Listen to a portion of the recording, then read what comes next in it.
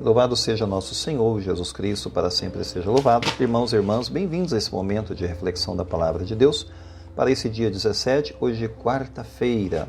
Vamos então meditar essa passagem em Lucas 7, 31 ao 35. Proclamação do Evangelho de nosso Senhor Jesus Cristo, segundo Lucas, glória a vós, Senhor. Naquele tempo disse Jesus: com quem hei de comparar os homens dessa geração? Com quem eles se parecem? São como crianças que se sentam nas praças, se dirigem aos colegas dizendo: tocamos flautas para vós e não dançastes, fizemos lamentações e não chorastes. Pois eu, João Batista, que não comia nem bebia vinho, e vós dissestes: ele está com o demônio. Vê o Filho do Homem que come e bebe, e vós dizeis: ele é um comilão beberrão, amigo dos publicanos e dos pecadores. Mas a sabedoria foi justificada por todos os seus filhos. Palavra da salvação. Glória a vós, Senhor. Bem, caros irmãos, hoje nessa passagem em Lucas capítulo 7, nós temos uma forte crítica, contundente, uma crítica perspicaz que Jesus faz à natureza humana, à maneira como as pessoas se comportam, à atitude de se fechar à verdade. E nos dá um retrato, de fato, fiel daquela geração, que no fundo era uma geração realmente que não queria ser agradada, mas que queria ter razão, ou queria ser a dona da razão. A parábola que Jesus usa é através de uma imagem, as crianças irritadiças na praça. É uma imagem de crianças que se recusam a participar de qualquer jogo proposto pelos colegas. Essa é a imagem que Jesus apresenta e que nos dá uma noção da forma como aquela geração era reacionária. E aí Jesus, na sua imagem das crianças na praça, diz: bom, se os colegas tocam flauta, eles não vão se alegrar, porque essas crianças não querem ouvir o toque, ouvir o toque da flauta.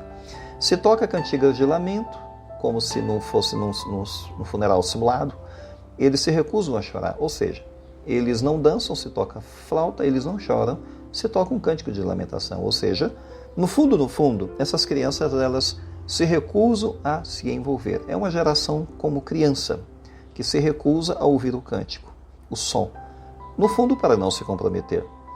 Porque eles querem talvez ditar as regras. Eles não querem jogar segundo as regras de Deus, mas querem ditar as regras.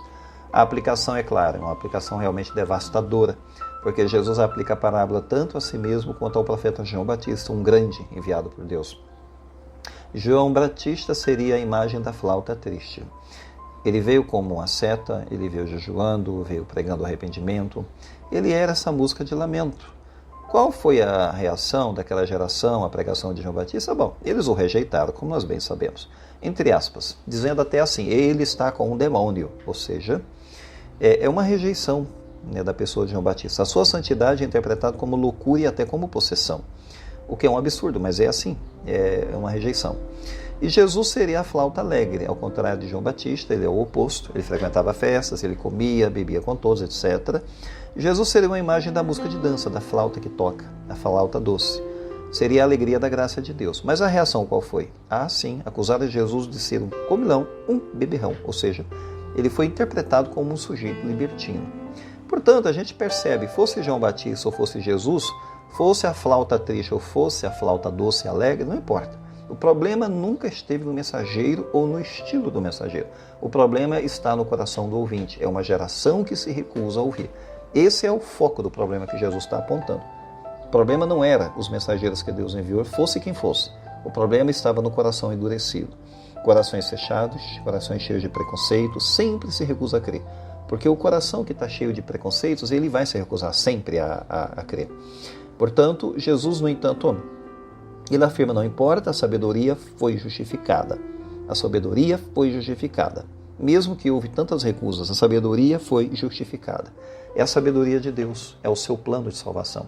E esse plano se manifestou no envio de João, e esse plano se manifestou no envio de Jesus. A sabedoria foi justificada. Se ela é justificada, ela é comprovada como certa, comprovada como válida, e não pelas crianças que rejeitam, mas pelos filhos do reino que vão perceber os sinais dados por Deus. E quem são esses filhos da sabedoria? Quem tem olhos para ver e ouvidos para ouvir? São os publicanos e pecadores que se arrependeram. Essas pessoas consideradas indignas, foram elas que ouviram o cântico de lamentação de João Batista. Foram elas que ouviram a flauta doce de Jesus. Ou seja, quem ouviu João, quem ouviu Jesus, quem ouve a melodia da verdade.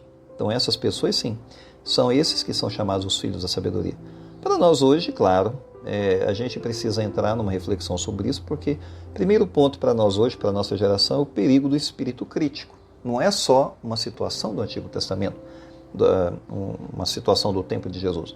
Esse perigo do espírito crítico que ronda nossas vidas também, buscando razões para validar nossas preferências, ou nossos gostos, ou nossas tendências, ou nossos preconceitos, mas, de fato, não buscando com sinceridade a Deus. Queremos validar as nossas ideias e nós não queremos validar a busca da verdade. Esse é um perigo que ronda nosso tempo hoje, como foi também naquele tempo.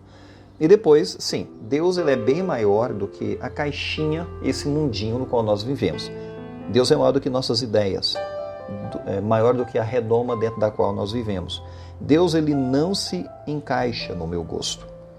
Não se encaixa no meu gosto, mas será que eu me adequo à sabedoria de Deus? Eu me adequo à revelação de Deus? Eu estou aberto às possibilidades como Deus fala hoje com a nossa vida? Temos que pensar nessa realidade, porque de fato, nós podemos ter problemas tanto quanto aquela geração que Jesus comparou a meras crianças, crianças irritadiças, crianças rebeldes. Pensemos nisso. Louvado seja o nosso Senhor Jesus Cristo, para sempre seja louvado.